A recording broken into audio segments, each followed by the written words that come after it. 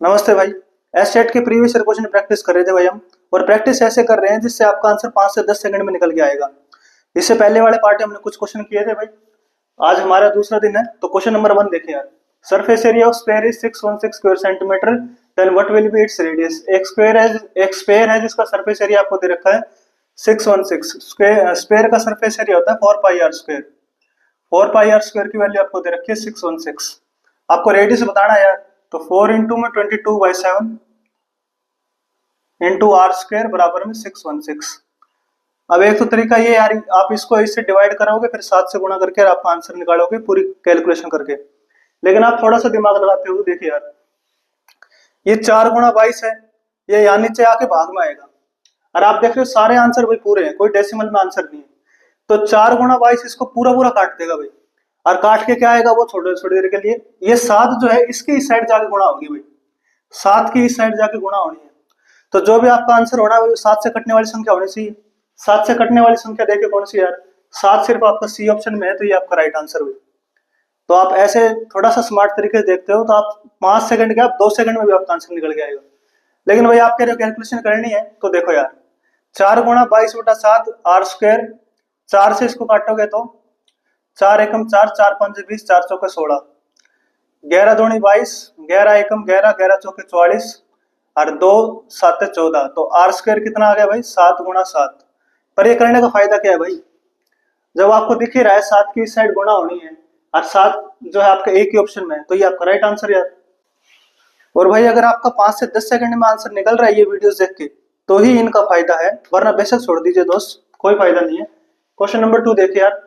अब देखिए यार, इसमें अगर आपको स्क्वायर याद है तो आप सेकंड में कर लोगे, वरना देखो यार 169 है, तो 169 होता है भाई 13, 169 का रूट 13, 13 प्लस 36 49, 49 का अंडर रूट वही 7। तो 318 में 7 जोड़ दिए भाई, अंडर रूट में 3025। इसका आपको बताना है भाई। अब देखिए यार, जिसके भाई लास्ट के 2 डिजिट 25 हो, उसकी मैं जो आपको शॉर्ट ट्रिक बताता हूँ।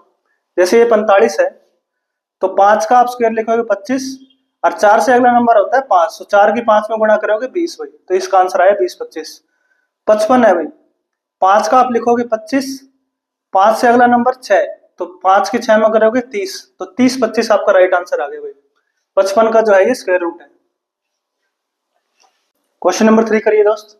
What is the value of, इसकी आपको वैल्यू बतानी है यार। देखिए यार, ये 12 वाले क्वेश्चन का अगर आपको कंसेप्ट पता है तो ये सवाल नहीं है भाई 5 सेकंड का भी।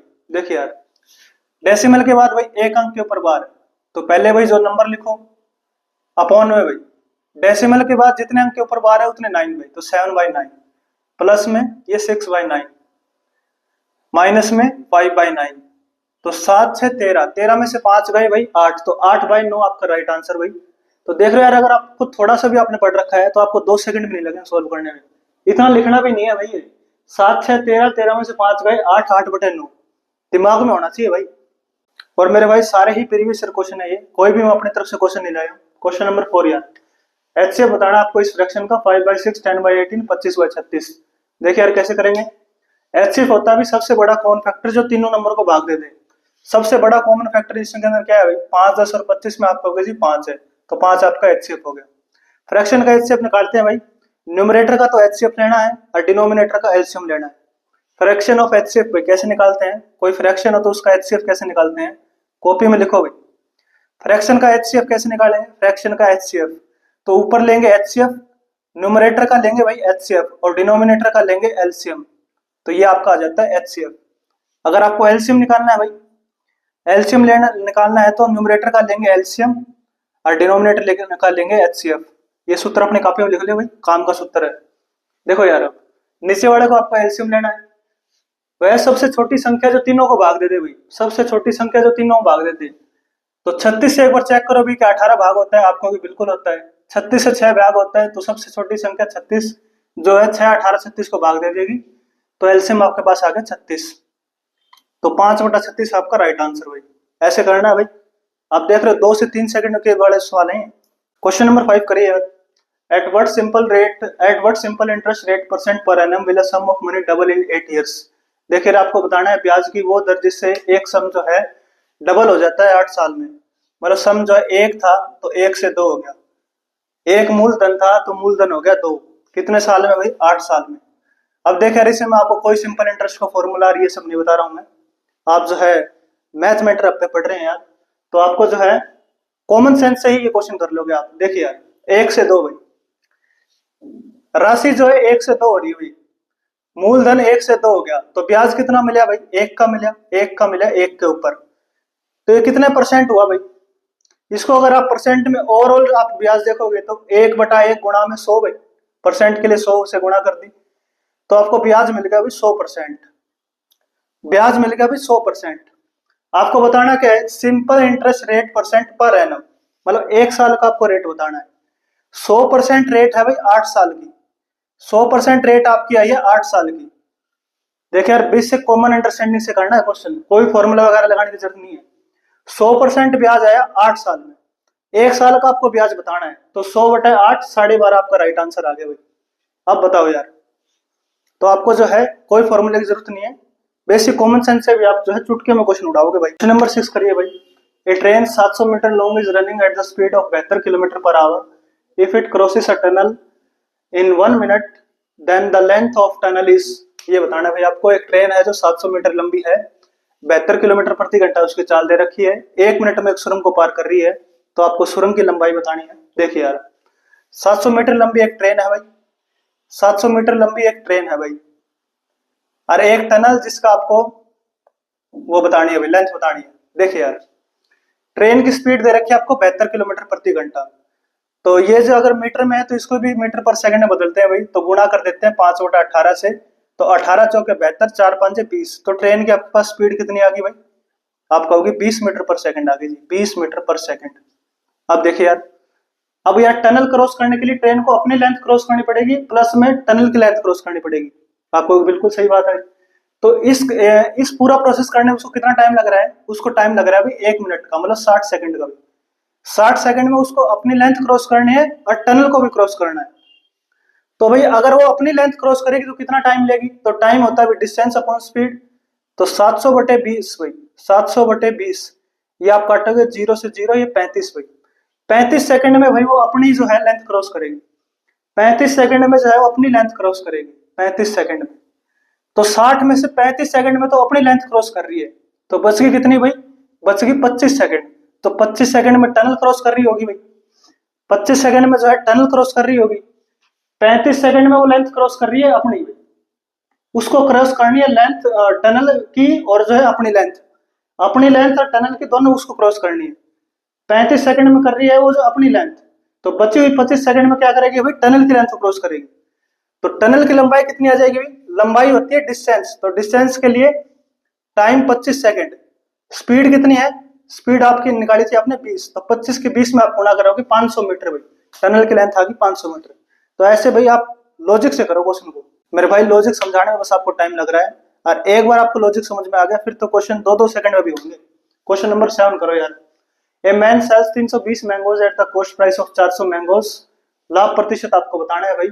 एक आदमी जो है 320 आम को है 400 आम के क्रय मूल्य यानी लागत मूल्य के बराबर बेचता है, तो आपको लाभ प्रतिशत बताना है। तो 320 आम की भाई, 320 आम का जो है विक्रय मूल्य, 320 आम का जो है एसपी बराबर है 400 एम के लागत मूल्य यानी सीपी के। तो यहां से आपके पास सीपी और एसपी का रेशियो आ गया भाई, तो 0 से 0, 8 चौक 32 और 8 5 40, तो एसपी 5 है, एसपी बाई सीपी भाई, एसपी बाई सीपी, एसपी 5 आ गया, सीपी जो है 4 आ गया, 4 की लागत और 5 में बेच दिया, तो लाभ कितने का हुआ? 1 का, 1 का लाभ 4 के ऊपर, 1/4 25% हुई, 25% आपका राइट आंसर हुई। क्वेश्चन 8 पढ़िए भाई। A can do a piece of work in 24 days if B is 60% more efficient than A, then the number of days required by B to do the same piece of work is। A एक किसी काम को 24 दिन में पूरा कर सकता है भाई, अगर B उससे 60% ज्यादा एफिशिएंट है, तो आपको बताना है भाई B को सेम काम पूरा करने में कितना टाइम लगेगा। देखिए यार, A और B का आपको एफिशिएंसी दे रखी है, A और B भाई, 60% की फ्रैक्शन होती है भाई 3/5, 3/5, तो B इज 60% मोर एफिशिएंट भाई देन A, तो 60% की फ्रैक्शन होती है 3/5। अगर A अगर भाई 5 है तो 5 का 60% 3 ज्यादा एफिशिएंट है B, तो B की एफिशिएंसी है 8 भाई। अब देखो यार, ए कर रहा है किसी काम को पूरा कर सकता है 24 दिन में, तो टोटल वर्क कितना आ गया भाई आपके पास 24 गुणा 5। आपको बी के डेज बताने हैं तो 24 गुणा 5 को बी की एफिशिएंसी से भाग कर दो, 8 तिया 24, 3 5 15 आपका राइट आंसर भाई। क्वेश्चन नंबर 9 देखिए यार, length and breadth of rectangle are increase by 30% and 20% respectively, the area of rectangle so formed exceeds by. देखिए यार, एक रेक्टेंगल की लेंथ और ब्रेथ को 30% और 20% बढ़ा दिया, आपको एरिया में बताना है अभी कितना चेंज आया, कितना एरिया बढ़ा, कितने परसेंट। देखो यार परसेंट में भाई, ये परसेंट परसेंट परसेंट और परसेंट। एरिया क्या होता है भाई, लेंथ गुणा ब्रेथ भाई, लेंथ गुणा ब्रेथ भाई। यहाँ से अब एक बार आप कॉन्सेप्ट सीखो भाई, 1 ही मिनट लूंगा आपका। एरिया होता है भाई लेंथ गुणा ब्रेथ भाई। जब भी आपके पास इस फॉर्म में बन जाए भाई, इस फॉर्म में कोई चीज आ जाए आपके पास, एक कोई नंबर दे रखा है, उसकी जो है 2 में गुणा हो रही है भाई, और जो है ये भी बढ़ रहा है, ये भी बढ़ रहा है, या फिर बढ़ रहा है घट रहा है, कुछ भी कोई भी चेंज आ रहा है, तो आप इनका डायरेक्ट सक्सेसिव कर दोगे, आपका आंसर आ जाएगा भाई। और ऐसा नहीं है सिर्फ 2 नंबर पे, जैसे कोई भी एक और नंबर ले लेते हैं भाई, ए अगर ये है, बी गुणा में सी गुणा में डी भाई, अगर ये कुछ परसेंट बढ़ाया, ये कुछ परसेंट घटाया, और ये कुछ परसेंट बढ़ाया, तब भी आप वही सेम प्रोसेस रहेगा भाई, इनका सक्सेसिव कर लोगे, आपका आंसर आ जाएगा।